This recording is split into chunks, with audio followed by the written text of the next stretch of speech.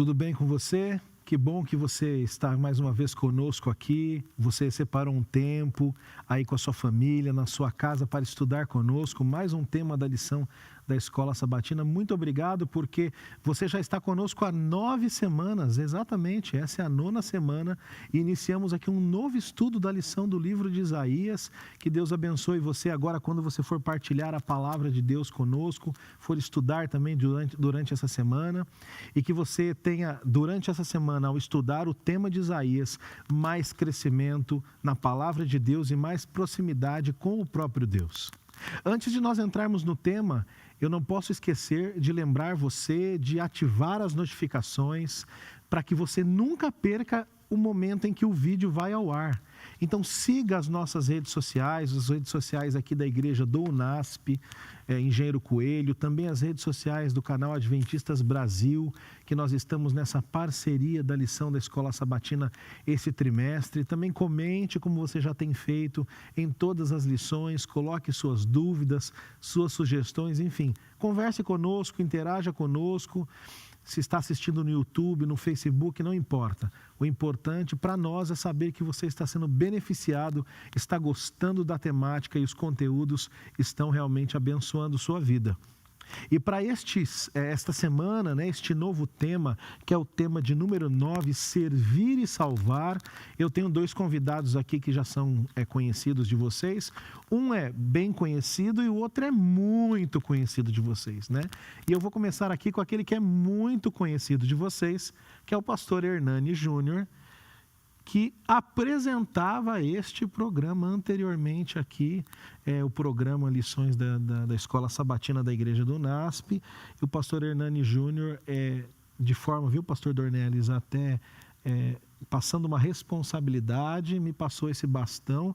Eu sinto que não estou à altura, mas Deus vai capacitando. Pastor Hernani Júnior, seja bem-vindo e obrigado por ter aceitado o convite. Obrigado, pastor Júlio, pastor Vanderlei, privilégio estar aqui com vocês. E a gente tem que sempre melhorando as coisas, né, pastor? Então, chega uma hora que tem que melhorar e a gente resolveu passar essa responsabilidade para ficar melhor com o pastor Júlio, não é mesmo? Deus seja louvado. O pastor Hernani Júnior, você conhece, ele tem um programa também no final da sexta-feira, ali no horário do pôr do sol, chamado Estude Comigo. Você também pode acompanhar esse programa da lição da Escola Sabatina antes do sábado, ali todas as sextas no pôr do sol. E junto com o pastor Elias Brenha e o pastor Cláudio Omar Nascimento, eles cuidam do rebanho aqui da igreja do UNASP. Então, eu sou ovelha, o pastor Vanderlei Dornelles também, nós somos ovelhas do pastor Hernani Júnior, né? Muito obrigado. Amém. Amém. E também conosco, voltando aqui, porque foi muito bom o dia em que ele esteve, as pessoas comentaram, está o pastor Vanderlei Dornelles, também bem conhecido por ser o coordenador da pós-graduação do Seminário Adventista Latino-Americano de Teologia, né, pastor Hernani? Mas também por ser um autor com várias obras aí, principalmente na área de profecias e do livro do Apocalipse. Pastor Vanderlei Dornelles, obrigado por voltar aqui para compartilhar conosco os conhecimentos do livro de Isaías. Ok, pastor Júlio, pastor Hernani, é uma alegria poder prosseguir o nosso estudo de Isaías. Isaías é um profeta extremamente cativante no Antigo Testamento e é um dos profetas que abre o nosso olhar, né, para a eternidade. Amém. Nem todos os profetas tiveram essa visão, né, da terra restaurada, como nós temos no Apocalipse, nós temos aqui também Isaías. Então, que Deus nos dê a graça de crescer nesse conhecimento, né, nessa percepção da mensagem de Deus. Quero aproveitar e fazer aqui uma homenagem ao pastor Vanderlei, fui aluno dele, com Obrigado. muita alegria, e depois das suas aulas, a leitura da Bíblia nunca mais foi a mesma. Então, eu lhe agradeço muito, porque hoje estudar, compreender e ensinar está sendo melhor depois de ter passado também por suas aulas. Viu? Muito obrigado. Amém. Deus seja louvado. Que privilégio, Deus seja louvado, né, pastor Vanderlei Dornelles? Eu já mencionei aqui que depois que me formei, ainda fiquei mais um ano, assisti Apocalipse na classe do pastor Dornelles, quando ele tinha recém voltado, para ter assim, é sempre bom você ter várias visões de um mesmo tema, e foi muito bom também estar ali. Pastor Vanderlei, pode começar com uma oração nesse momento, para a gente entrar na temática? Pois não, oremos. Nosso Deus e amado Pai, nós louvamos o Teu nome pelo grande privilégio que nos dás de recebermos a Tua palavra. Nós te louvamos porque através das Escrituras, é a tua própria voz que fala a nós, é o teu povo, o povo da esperança, o povo da aliança, que aguarda o estabelecimento do teu reino e a volta de Jesus. Pai, ao prosseguirmos nosso estudo de Isaías, pedimos que nos dês compreensão, discernimento, sabedoria, para não somente entendermos, compreendermos, mas vivermos segundo esta palavra. No nome de Cristo é que nós oramos. Amém. Amém. E você que está em casa, como já é de costume, você sabe, nós lemos juntos aqui o nosso verso para memorizar. E o verso para memorizar do tema desta semana, lição número 9, título Servir e Salvar, está lá em Isaías capítulo 42, verso 1. Certamente você está visualizando agora aí na sua tela, Isaías 42, 1.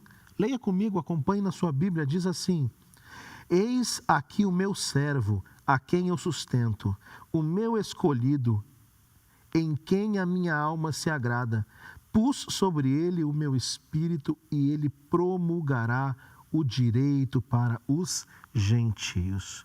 O livro de Isaías, queridos amigos, irmãos, membros desta igreja ou de outra denominação que nos acompanha, ou você que simplesmente gosta do nosso canal e acompanha a lição, o livro de Isaías apresenta aqui entre as suas principais temáticas a temática do servo, né? Ele fala de um servo aqui bem especial e nós vamos entrar nessa temática do servo e do serviço como um todo na vida do cristão nesta semana. E eu quero começar aqui falando desta temática com o pastor Vanderlei Dornelles. Semana passada, pastor, nós focamos em Isaías 40, né? As mensagens que ali tinha na questão do consolo para o povo de Deus. Mas esse consolo acontece também através do servo de Deus. E aí nós vamos falar um pouco disso aqui durante a lição dessa semana, mas eu começo lhe perguntando uma coisa bem interessante. Quando nós lemos Isaías 41, principalmente no verso 8, quem é apresentado como servo de Deus? A nação de Israel. O seu povo escolhido é colocado como o seu servo, né? A nação que é serva de Deus. Agora, quando nós vamos para Isaías 42, 1, um outro servo é apresentado. Quem é ele? E afinal, ele é o servo, a nação? Como nós podemos entender dois capítulos diferentes apontando mais de um servo de Deus aqui nesse contexto? Muito bem, pastor Júlio. Então, Isaías, a partir do capítulo 40, né, até o 53 principalmente, tem a figura do servo, né, como sua figura principal. Podemos até dizer que é o conceito do servo, né, sendo que 3 servos principais são retratados nestas visões dadas aqui numa linguagem poética, né, como o pastor Mille destacou outro dia aí mais atrás. Então, o título da lição, Servir e Salvar, tem tudo a ver com o servo, porque o servo de Deus é aquele que serve e é aquele que vive para salvar. Como Jesus disse, né? Eu não vim para ser servido, mas para servir e dar a minha vida em resgate. Então, veja, todo o trabalho de Cristo, né, consiste em servir, em atender, em prover, com a finalidade de salvar. Então é interessante entrar em Isaías 41 e prosseguir até o capítulo 53, né, com essa ideia em mente. Então, esses capítulos tratam basicamente com o conceito do servo a partir de 3 entidades principais. Então você mencionou 2. Primeiro Israel, né, porque o capítulo 41 é bem claro nisto, né? O verso 8, né, diz: Mas tu, ó Jacó, servo meu, né? Então, olha, meu servo, né? Tu, ó Jacó, quem elegi, descendente de Abraão, meu amigo. Então é interessante que no capítulo 41 ainda, veja, no versículo 2, né, diz assim: Quem suscitou do Oriente aquele a cujos passos segue a vitória? Quem faz que as nações lhe submetam? Então veja aqui, é curioso porque a gente tem então a figura de Israel, né, como servo. E é uma mensagem dada a Israel no contexto do exílio, né, como nós já falamos aqui. Então, Isaías é um profeta que vive no contexto do exílio de Israel e depois, um pouco mais de 80 anos, né, do ministério dele, vem o cativeiro de Judá. Uhum. Então, os dois reinos do povo de Deus estão sendo entregues em cativeiro, né? E estas mensagens do servo, todas elas têm a ver com esse período, porque Israel está sendo levado em cativeiro porque ele não foi um servo fiel. Ele não cumpriu, né, a missão, o propósito que Deus lhe havia reservado. Ciro, né, é levantado como um servo, como uma espécie de Messias, para livrar Israel do cativeiro. Mas é uma libertação basicamente política, né, sociopolítica. E a libertação maior, espiritual, né, a libertação de salvação depende do outro servo, que agora é o Messias, né? Então aqui nós já temos alguns lampejos do Messias, né, nesses capítulos, mas depois, de forma bem clara, no capítulo 53. Então é interessante que a gente tenha Israel inicialmente como servo, né, aquele que tem a palavra de Deus, né? Então Deus manifestou a sua vontade, o seu caminho, o seu plano de salvação. E Israel, como servo de Deus, é depositário, né, desta palavra, e é também incumbido, né, como nação, de propagar, de difundir esta palavra para outras nações. Então esse é o primeiro servo. É interessante que no capítulo 48, né, no versículo 20, aí temos uma afirmação bem clara, né, em relação ao papel deste servo, de Israel como esse servo. Porque é um apelo, né, diz assim: saí da Babilônia, fugi de entre os caldeus, e anunciai isto com voz de júbilo, proclamai-o e levai-o até o fim da terra. Dizei, o Senhor remiu a seu servo Jacó. Então veja aqui, nós temos o apelo de Deus para Israel no contexto do cativeiro. Ele vai ser levado em cativeiro, mas ele vai sair de Babilônia. Agora o apelo aqui retrata a Babilônia como uma condição de pecado, uma condição de degradação. Não mais uma nação, mas uma condição. Não só a nação, né, mas a condição de Israel. Uma vez que Israel está na condição de Babilônia, de idolatria principalmente, né, aí ele entrega a Babilônia, porque ele já está pertencendo a ela. E aí o apelo então que o capítulo 48 traz, né, esse servo, é que ele tem de sair de Babilônia. Para fazer o quê? Para anunciar, para proclamar, né, a mensagem, a palavra da qual ele é depositário. Então esse é o primeiro servo aí, né? Mas você se referiu também, né, ao segundo servo, porque depois tem 42, o capítulo 42, né? Aí nós já não temos mais a figura de Israel, mas daquele que virá para livrar Israel, né? Eis aqui o meu servo a quem sustento, o meu escolhido, 42 verso 1, né?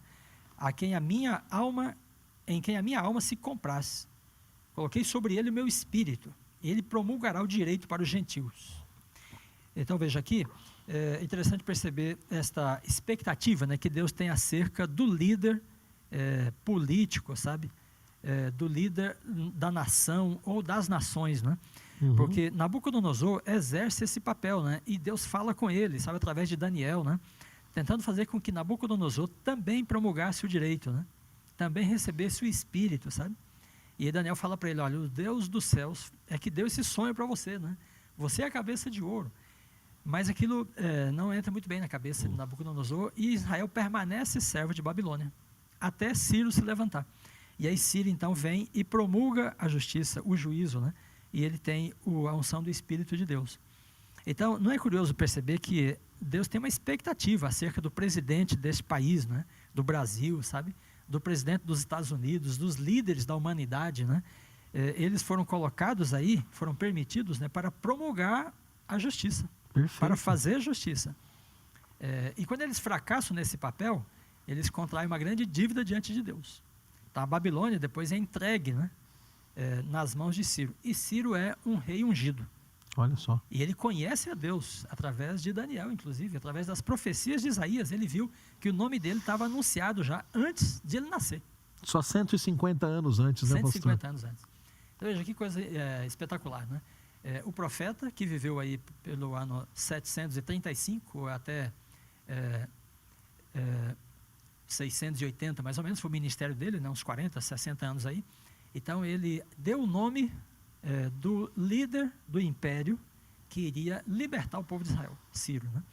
E ele fala: o Espírito do Senhor vai estar sobre ele. Era um rei pagão, mas ele se impressionou com tudo que ocorreu, com a conquista que ele fez, a maneira como a Babilônia veio para a mão dele, e ele reconheceu o Deus do céu. Tremendo, realmente. Então, dois servos, Israel e Ciro. pastor Hernani, esse servo aqui, que é apresentado como o segundo servo, inicialmente ele aparece de forma anônima. A lição aqui de segunda vem nos trazendo isso, né? Que ele aparece de forma anônima. Esse servo teria alguma ligação com aquele rebento, aquela raiz de Jessé que nós lemos lá atrás em Isaías 11? E será que esse servo anônimo é possível ser identificado agora no Novo Testamento, né? Apresentando a justiça, promulgando justiça? Como que a gente identifica esse servo anônimo? Eu gosto muito desse livro de Isaías e de toda a Bíblia em geral, porque ela vai trabalhando sempre num crescendo, né? Uhum. Então, ela não apresenta todas as informações de uma vez só. Deus vai apresentando ao profeta de forma gradativa e contínua. Deus é pedagógico, né? Ele vai trabalhando isso de acordo com a forma que podemos entender. Existem pessoas que gostam muito de quebra-cabeças. Então, Deus não dá o quebra-cabeça todo de uma vez, Ele vai dando as pecinhas para a gente. Aos poucos, né? E a gente vai montando, e conforme vai montando, a imagem vai sendo formada, não é mesmo? Então, lá em Isaías, capítulo 11, esse servo não é anônimo, não é mesmo? Ele fala, é o rebento de Davi. Sim. Só que em Isaías, Davi já passou há muito tempo, então não pode ser Davi. Aqui sim é uma indicação para aquele que teria um reino semelhante ao de Davi. E a sua semelhança é em promulgar a justiça, reunir as 12 tribos, trazer ali a salvação, levar a mensagem de salvação a esse povo, lutar por esse povo, depender de Deus, que são ali as vigas que formam o caráter de Davi. E aqui é uma referência a Cristo, que assim como Davi reuniu as 12 tribos, pregou a todas elas, trouxe a justiça, o juízo, tudo isso. E é interessante que parece aqui, né, que Deus está dando para Isaías algumas coisas que ele prevê do futuro, quando na verdade Deus não prevê, ele causa aquilo que ele diz que vai causar. E isso tem sua base no último verso do capítulo 12, no capítulo 12, no verso 21, quando diz que tudo que Jesus fez, se referindo às curas que ele fez naquele momento, era para que se cumprisse a profecia que está em Isaías capítulo 42. Então, o próprio Mateus interpreta que o que Jesus fez foi para cumprir a profecia. Então, nós encontramos Jesus causando aquilo que ele disse que ia fazer, causando aquilo que ele prometeu que aconteceria. Portanto, esse servo anônimo, ele não é anônimo, porque nós não podemos interpretá-lo apenas pelo capítulo 42. À luz do Novo Testamento, ele se revela. Isso, mas ele vem apresentado desde o início da Bíblia, desde o início do livro de Isaías, esse servo que é o Cristo, do qual devemos estudar a sua vida e perceber que ele realizou tudo que foi prometido a respeito dele. Muito bem, pastor Hernani, muito bom. Então, juntando agora, pastor Vanderlei com o que o pastor Hernani falou, pastor Vanderlei Dornelles, é possível dizer então, de modo assim mais didático, que nós somos servos de Deus, o povo de Deus, cada elemento do povo de Deus é servo de Deus, mas Deus instituiu uma nação como serva, né? A nação de Israel. O pastor Hernani apresentou aqui, já no futuro, de forma mais ampla, a pessoa de Cristo como sendo esse servo apresentado em 42, mas o senhor antes trouxe a ideia de Ciro como ungido de Deus, e aqui é claramente apresentado Deus chamando Ciro de seu ungido.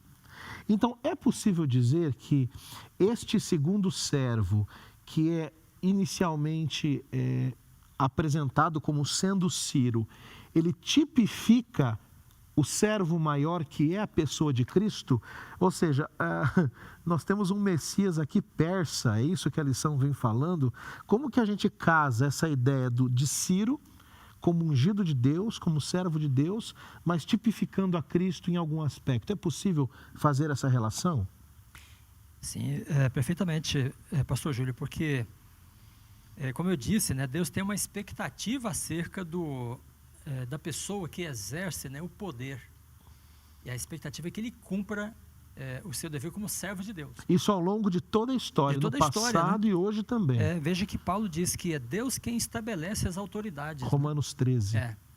Agora, é interessante porque aí nesse contexto, o Messias é apresentado, né, como o rebento de Jessé, é um sucessor da dinastia de Davi, né? Pois é. Veja, Davi é um rei. Então, da mesma maneira que o Messias, né, se assenta como rei, e ele é rei, é profeta e sacerdote, né?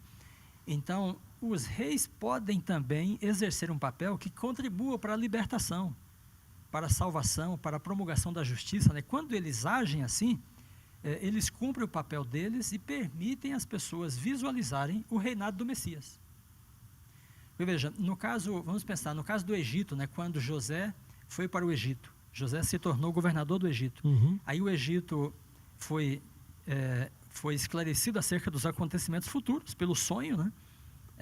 Fartura e fome, e então José administrou toda aquela situação e começou então a dar alimento para os famintos, né? E aí o Egito salvou toda a região em volta. Sim. E através do papel dos líderes que estavam colocados lá. Então Deus estava abençoando, e o Egito se tornou então um lugar de sobrevivência. Perfeito. Depois o Egito persegue Israel. Quando pensamos no caso da Pérsia, né, então a Pérsia tomou a Babilônia e liberou os judeus, né, emancipou os judeus. Então aí o rei persa colocado aí, né, exerce uma função que permite visualizar o papel do Messias. Então o Messias é aquele que provê pão, né, como o faraó no Egito na ocasião. O Messias é aquele que traz a liberdade, né, como Ciro aí nessas circunstâncias. A justiça. A justiça, né?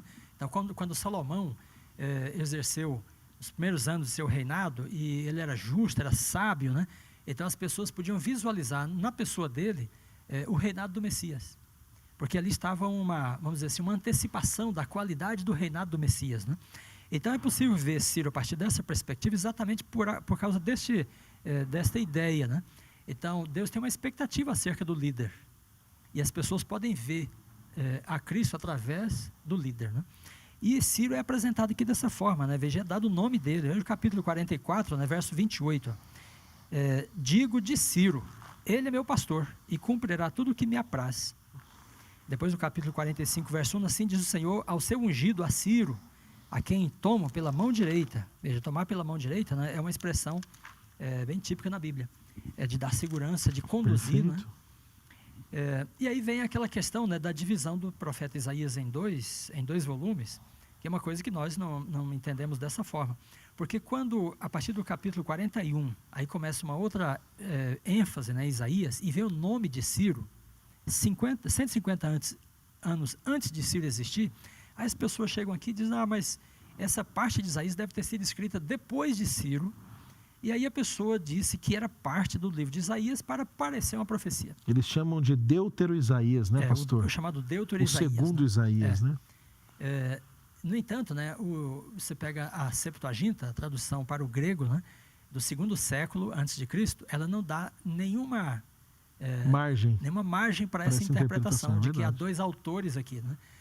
Quando os manuscritos do Mar Morto foram descobertos, o de Isaías, né, também é do 2º século, mais antigo, né? Ele não apresenta nenhuma identidade para um novo Isaías ou um segundo profeta, né, dentro desse volume. E aí nós vemos então a capacidade, a visão profética que consegue antecipar o acontecimento, inclusive dando o nome, né? Só o profeta iluminado por Deus pode fazer isso, né? É verdade, é tremendo aqui. Você que nos assiste, você veja, Deus 150 anos antes da existência de Ciro já disse, eu vou invadir o reino de Babilônia e eu vou dizer até por quem isso vai acontecer. E Deus foi mais longe, né, pastor? Ele disse a forma também, pastor Hernani, a forma como ia acontecer. Então, nós podemos crer que não existe um Deutero Isaías, e alguns até dizem que existe um terceiro, um trito Isaías, não.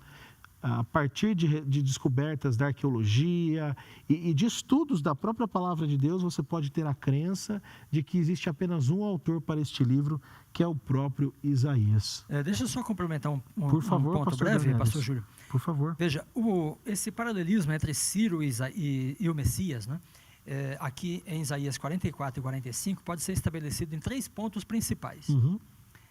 Ciro é um libertador da servidão, né? Então, Israel estava servo de Nabucodonosor, ou de Belsazar, o último rei babilônico, né? Então, Ciro os liberta dessa servidão. E Jesus é aquele que nos liberta da servidão do pecado. Amém. Segundo lugar, Ciro promoveu a reedificação do templo de Jerusalém, né? E aí veja que Jesus fala assim, eu vou destruir esse templo em 3 dias e vou reedificá-lo, né? E depois chegamos em Apocalipse, aí você tem o templo, né, da Nova Jerusalém edificado e o trono do Cordeiro está aí. Então, esse é o segundo ponto, né? A reedificação do templo. E o terceiro é a restauração da nação. Então, Ciro dá a Israel, né, o direito, a liberdade de ter uma lei própria, de governar e legislar a partir desta lei, de ter uma jurisprudência própria, independente da Pérsia, né? E isso, então, permite Israel ser uma nação outra vez. E Jesus constitui seu povo, né, como uma nação escolhida, como diz Pedro, né? 2, verso 8 e 9. Então, vós sois sacerdócio real, nação eleita, né? Então, o povo de Deus é feito uma nação, e essa nação herda, então, o novo céu e a nova terra, pela virtude, né, do trabalho do Messias. Então, de 3 formas, ele prefigura o ministério de Cristo, né, e o trabalho de Cristo no plano da salvação. Muito bom, pastor Dornelles, excelente essa relação, né, histórica de Ciro com Cristo, quantos elementos ricos nós temos. Pastor Hernani, agora mudando um pouquinho o foco aqui, na nossa lição de quarta-feira, vem apresentando uma relação entre aqueles hebreus que estavam vivendo após a derrota de Judá por Babilônia, né?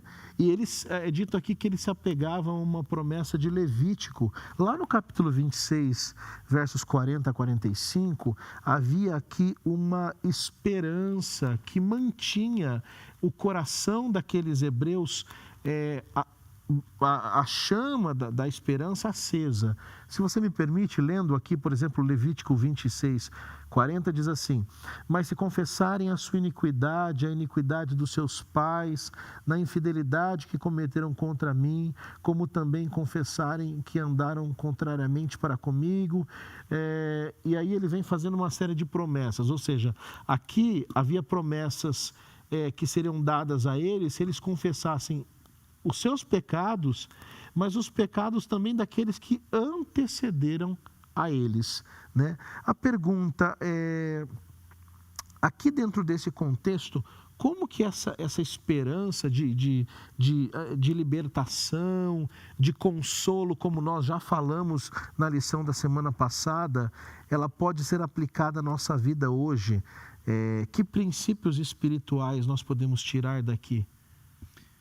Olha, pastor Júlio, pastor Vanderlei, nós percebemos aqui que no verso 40, que a esperança é condicional. Perfeito. Ela exige uma condicionalidade. Então, como o povo poderia ter esperança que não ficariam na Babilônia para sempre? E como nós podemos ter esperança que mesmo pecando, Deus ainda terá misericórdia de nós, não é isso? Então, aqui nós encontramos uma condição, porque ele fala, se vocês confessarem suas iniquidades. Então, o primeiro ponto é a confissão. Eu preciso entender o que eu fiz de errado. E para isso é necessário uma reflexão dos meus atos pessoais em conflito com o que Deus disse. Então, Deus fala, eu preciso saber o que Deus disse para entender que eu estou errado e confessar o meu erro. Outro ponto que eu anotei aqui é o seguinte: confessar que eu estou cometendo os mesmos erros que já foram cometidos. Isso exige uma também reflexão e estudo sobre a vida e o histórico dos meus antepassados. Então, exige um conhecimento histórico de onde eu estou vindo. Não é uma decisão que ela é no nada, é a partir de hoje, não. Eu preciso aprender com os erros dos outros também. Sim. E isso me remete aqui a Daniel, que quando Belsazar traz lá os capítulos 5 de Daniel, traz os utensílios, que Daniel é chamado, que tem escrito na parede. Daniel fala assim, olha, você sabe muito bem tudo o que o seu pai Nabucodonosor fez. Você não era ignorante a esse respeito, e você repetiu a mesma coisa. Então nós encontramos Belsazar sendo julgado não apenas pelo que ele fez, mas pelo conhecimento do erro que ele cometeu. Outro ponto também que me chama a atenção aqui é a questão de humilhar o coração incircunciso, me refiro ao verso 41 do capítulo 26. Então, um coração não convertido. A exigência para uma esperança é converter o coração ao Senhor. E a parte que mais me tocou, sabe, pastor Vanderlei, pastor Júlio, você que nos acompanha, foi aqui no finalzinho do verso 41, que fala assim, olha, se o seu coração incircunciso se humilhar e tomarem eles por bem o castigo de sua iniquidade. Então não é apenas confessar, não é apenas se arrepender, não é apenas conhecer. É aceitar o castigo que está sofrendo. Eu acho que essa é a pior parte, né? É você falar com a mãe assim, ó, bate que eu sei que eu estou errado. Eu aceito o castigo, eu aceito sofrer esse dano, eu aceito isso, porque eu entendo que é Deus me corrigindo. Hoje, nós vivemos uma vida de rebelião contra Deus e boa parte dos arrependimentos não são pela dor que causei ao coração de Deus, mas pelo medo que a justiça de Deus causará em mim, a dor causará em mim. E aqui nós vemos que um dos pontos para a esperança de saber que Deus, Ele nunca se esquece da gente, é aceitar o castigo recebido, sabe? E eu acho que essa é uma parte muito difícil. E eu quero ir encerrando já as minhas palavras com o verso 44, que diz assim, ó, mesmo assim, estando eles na terra dos seus inimigos, não os rejeitarei, não me aborrecerei deles, para consumi-los e invalidar a minha aliança com eles, porque eu sou o Senhor, seu Deus. Então, por mais que caiamos em pecado, estejamos, quem sabe, aí num charco de lodo, envolvidos em nossos vícios, Deus nunca se esquece da gente. Ele sempre está ali na expectativa do reconhecimento do que eu fiz de errado e de que saber que Ele vai me estender a sua mão direita, mas com a salvação vem a correção. E a correção não é para o meu sofrimento, é para a minha aprendizagem. Então, ser salvo por Deus é aceitar que está errado. Ser salvo por Deus é reconhecer que eu estou cometendo erros já conhecidos pelos meus antepassados. É humilhar o coração diante de Deus, é converter-me, é aceitar a correção, pegar na mão de Deus e seguir o caminho, permitindo que Ele guie.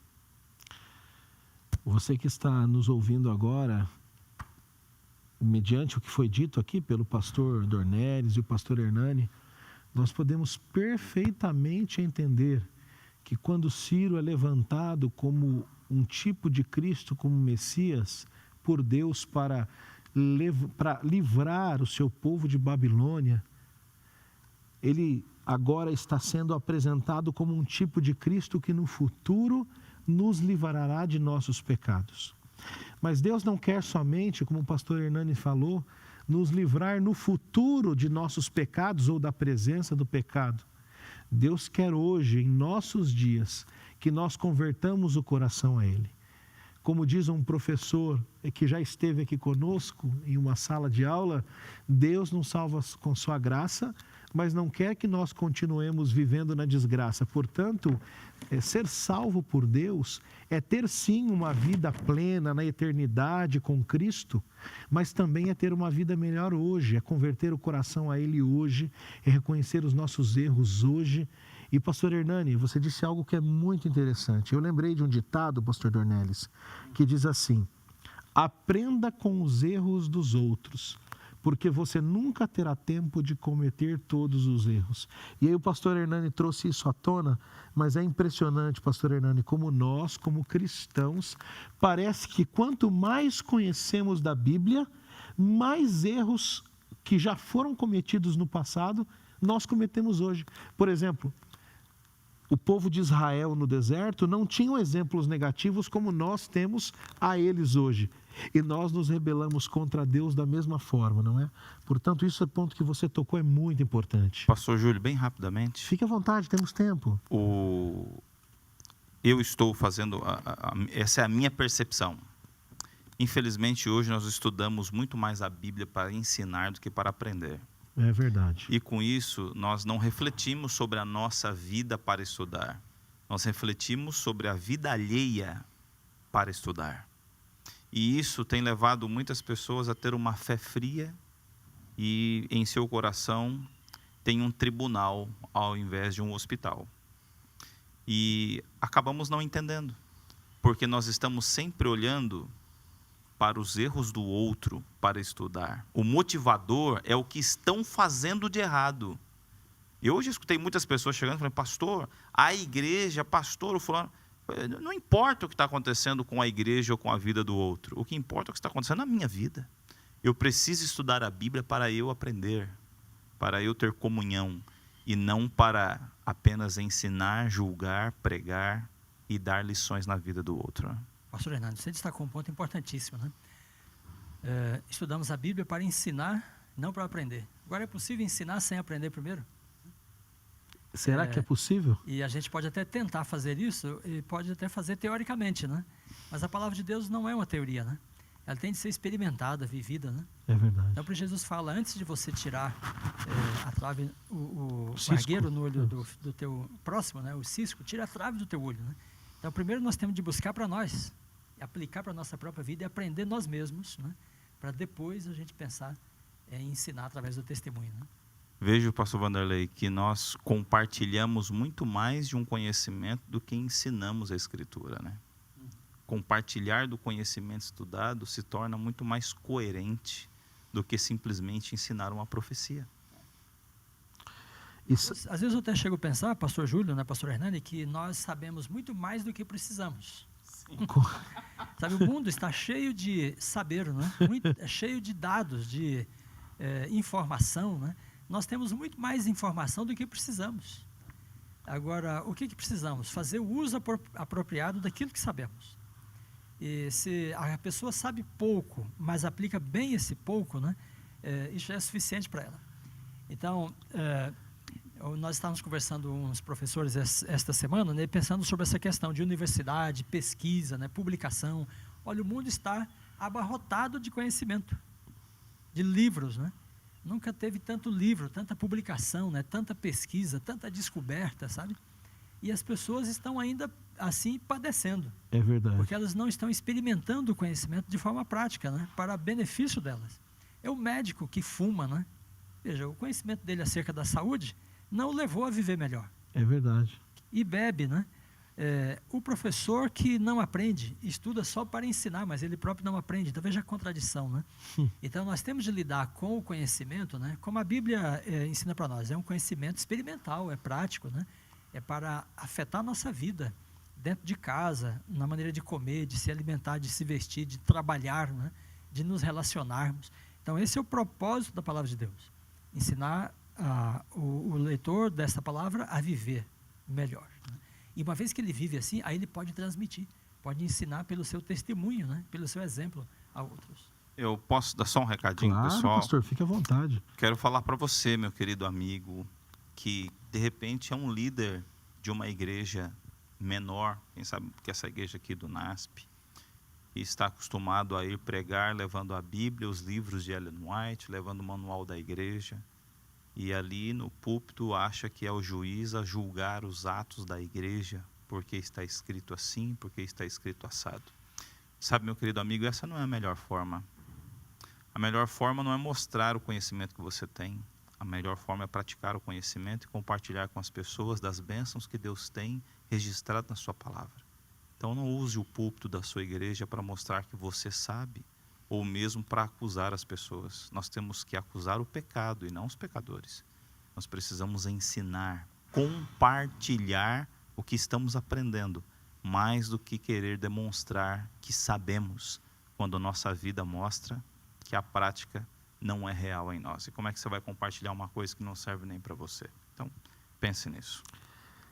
Esses dias, pastor Dornelles, eu conversava com um aluno ali no Centro White, que é onde eu trabalho, aqui no NASP, né? No Centro de Pesquisas Ellen White, e na sua fala, eu me lembrei de algo, eu disse para ele, olha, a gente precisa hoje parar de acreditar que precisa saber tudo, quando na verdade a Bíblia vem nos mostrar exatamente o contrário. Tem coisas que Deus não quer que eu aprenda porque ela não foi revelada. Então eu estudo, eu faço o meu melhor, mas há coisas que a resposta só virá na eternidade, há coisas que Deus não achou prudente revelar a nós, né? Então achei interessante essa sua fala, né? A gente sabe, às vezes, bem mais do que precisa para ser feliz e abençoar o outro. Mas, pastor Dornelles, agora entrando nas perguntas aqui do tema de quinta, talvez, e já usando uma frase que o senhor também falou disso, o exemplo não é a melhor maneira de ensinar, é a única. Essa frase diz: nós não temos um exemplo maior do que o servo apresentado aqui, que já ficou claro para nós, que é a pessoa de Jesus Cristo. Os servos de Isaías 49, de 1 a 12, ele claramente é a pessoa de Cristo.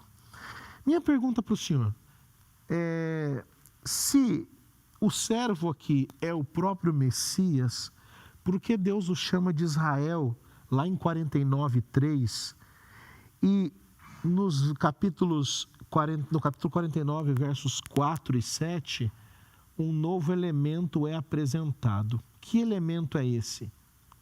Muito bem. Sim, pastor Júlio, então veja que no capítulo 41, a gente tem a fala de Deus a Israel, né? Perfeito. Olha, 41, verso 8. Mas tu, ó Israel, meu servo, a quem elegi, descendente de Abraão, e tomei desde as extremidades da terra. Tu és meu servo, eu te escolhi e não te rejeitei. Veja, por que Deus estaria falando isso para Israel? Se Israel, né, fosse o servo aqui do 49, que diz assim: o Senhor me chamou desde meu nascimento. Ora, se Deus está dizendo, eu te escolhi, eu não te rejeitei, né, eu te salvei, eu fiz isto, né, porque Israel está inseguro da sua eleição por parte de Deus. Porque no contexto do cativeiro, as pessoas sentiram isto, né? Deus nos abandonou, Ele não nos ama, não está conosco. Se esteve, não está mais, né? Então Deus fala para dar segurança a eles, de que Ele os escolheu. É um reforço. Agora, no 49, a linguagem é diferente, né? Porque o capítulo começa assim: ouvi terras do mar, vós, povos de longe, escutai.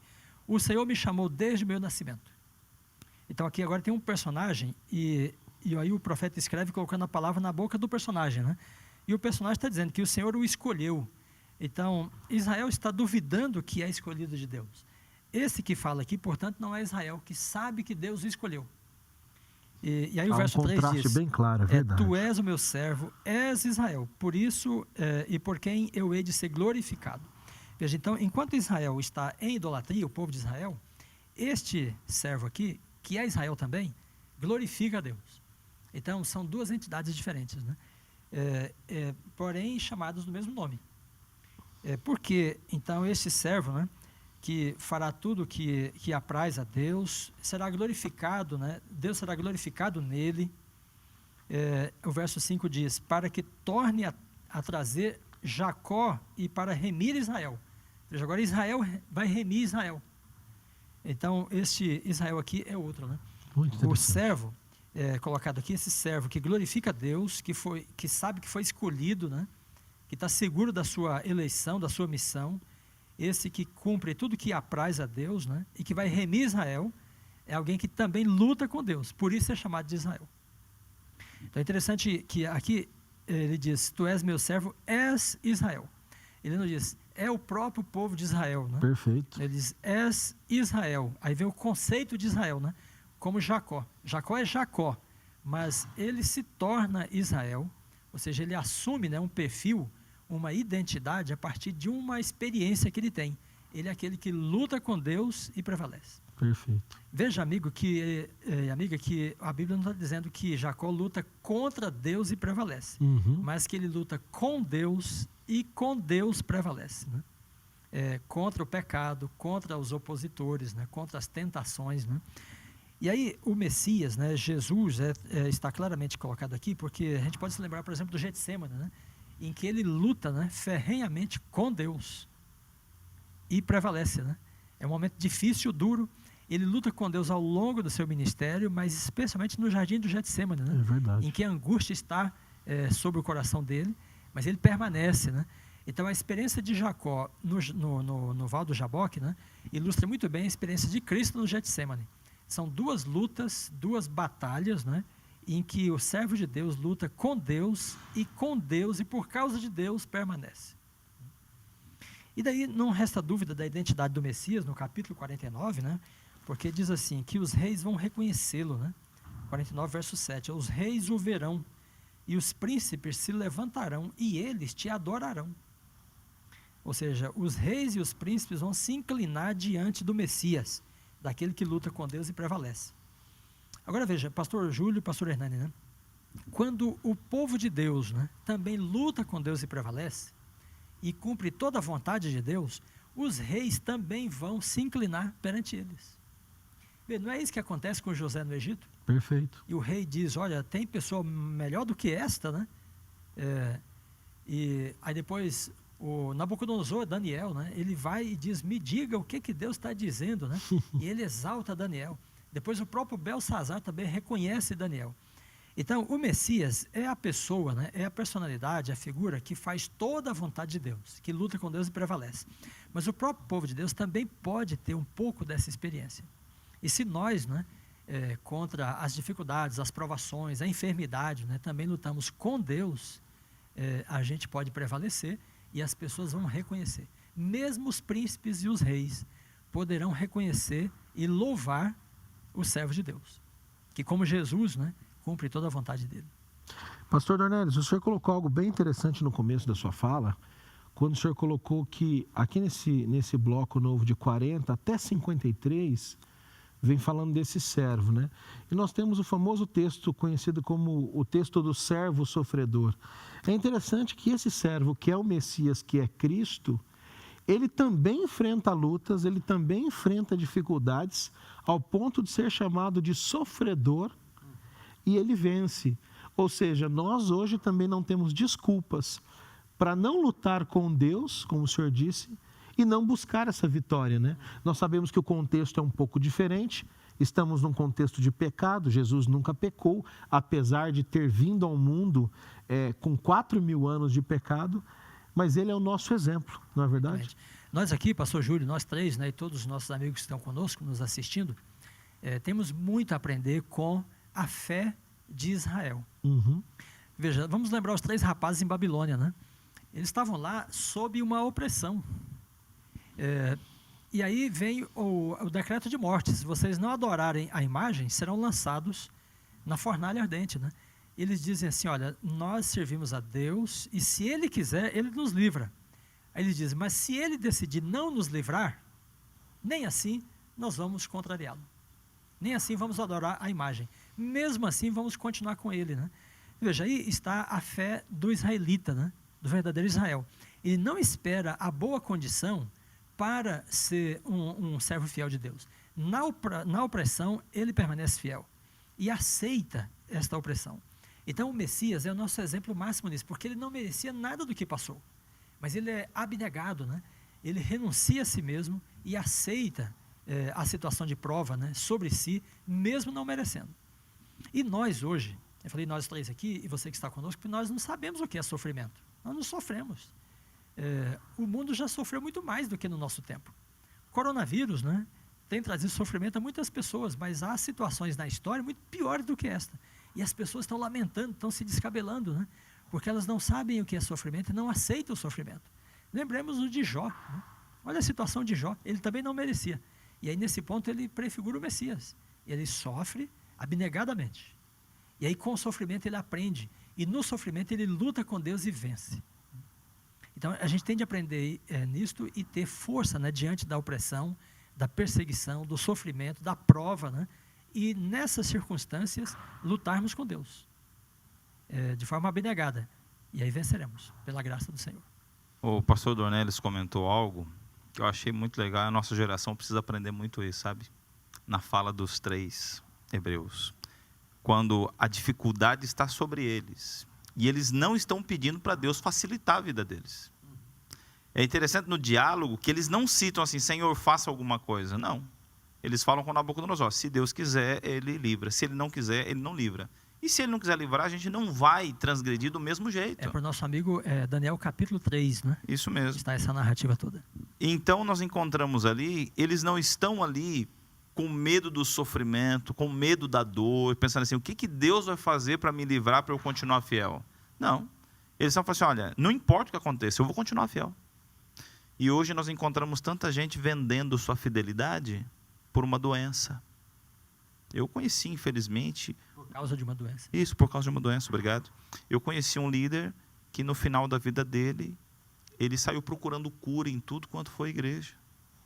porque ele não aceitava que estava morrendo no final de uma doença comum, porque infelizmente temos uma pregação, o pastor Dornelis, o pastor Júlio, que é manca. Nós dizemos para a pessoa assim, ó, vem para Cristo que vai dar tudo certo na sua vida. É a teologia da prosperidade. Isso mesmo, transvestida de conversão. Exatamente. Então, vem que vai dar tudo certo, sua vida financeira vai melhorar. Quando na verdade não. Não Tem gente que vem para necessariamente. Cristo, ele perde a empresa, ele perde o emprego, ele perde o carro, ele perde o status, mas ele ganha a salvação. Ganha salvação. E as pessoas hoje estão preocupadas com a aparência, com ter, com acumular, esperam que Deus dê um jeitinho, quando na verdade somos nós que temos que manter nossa fé, quer Deus livre, quer não. E falando de sofrimento, pastor Dornelis, eu me lembro agora, na sua fala, e para você que está nos ouvindo em casa, essas lições na pessoa do Messias, do servo, são importantíssimas. Alguns por aí em seus sermões ou em suas publicações pintam Cristo como um revolucionário que pegou na espada e lutou contra a opressão inimiga, que pegou na lança e foi contra o reino de seus dias. Nós não vemos esse Cristo na Bíblia. Nós vemos um Cristo que condenava a hipocrisia dos líderes, mas que dizia aos seus seguidores, dê a César o que é de César e dê a Deus do que é de Deus. Porque a despeito de todo o sofrimento que nós temos nesse mundo, você que nos assiste, a despeito das injustiças que esse mundo apresenta, das doenças, a despeito de muitas vezes, você que talvez faz parte de uma minoria, uma classe social, uma cor de pele, talvez você pertença ao grupo de pessoas com deficiência, eu não sei.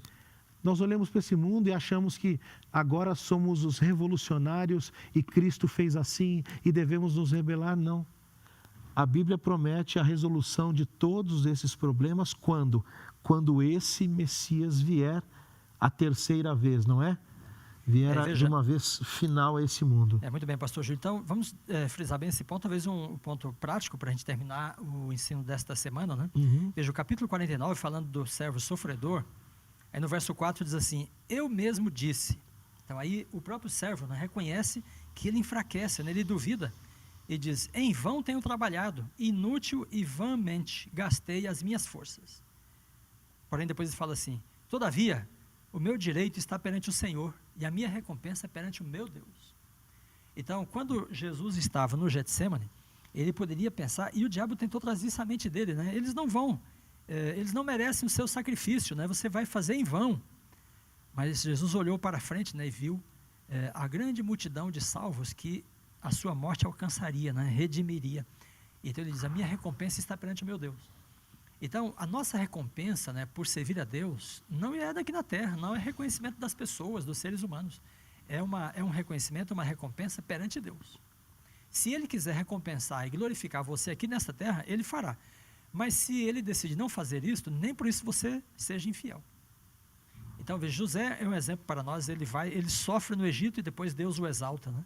O Daniel é a mesma coisa, ele vai para a Babilônia, ele padece em Babilônia, mas Deus o exaltou.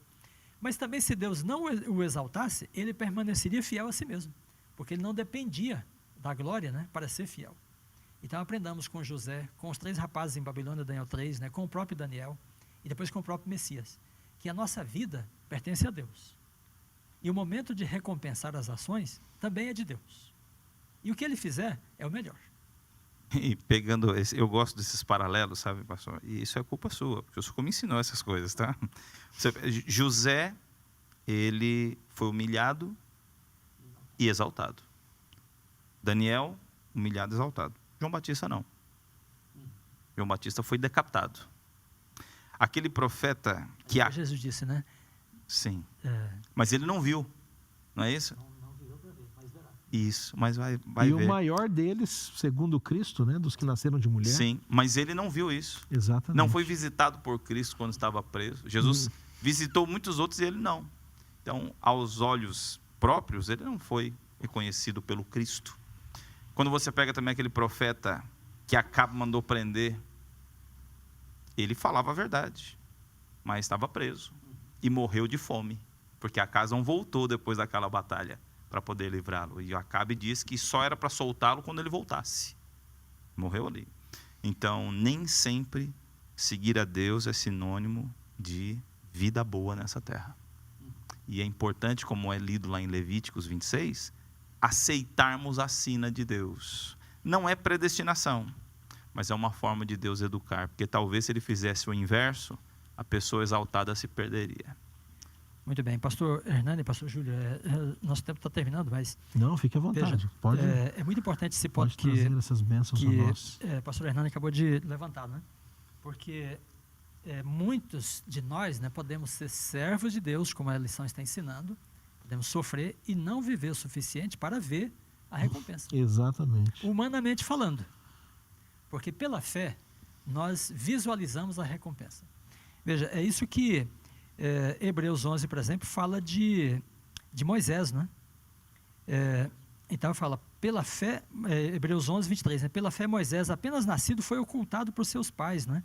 Pela fé Moisés, quando já homem feito, recusou ser chamado filho da filha de Faraó, preferindo ser maltratado, junto com o povo de Deus, a usufruir dos prazeres transitórios do pecado, porquanto considerou o opróbrio de Cristo por maiores riquezas do que os tesouros do Egito, porque contemplava o galardão.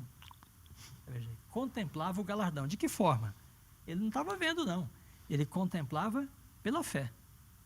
Então, para muitos servos de Deus, a experiência desta terra pode ser de sofrimento até o final. Mesmo assim, você pode contemplar pela fé a recompensa. Pastor, ela é certa. Eu fui tocado, eu posso falar com os nossos amigos Claro. agora? E eu quero falar para você Eles que é te uma... conhecem muito bem. Eu quero falar para você que é uma mãe, quem sabe a única convertida da família. Vive uma vida correta, sofre as perseguições do diabo através da boca do marido e dos filhos. Se mantenha fiel. Talvez você em vida não veja a conversão dos seus, mas a eternidade vai revelar. Talvez eu fale aqui com o marido, que é o único convertido da família.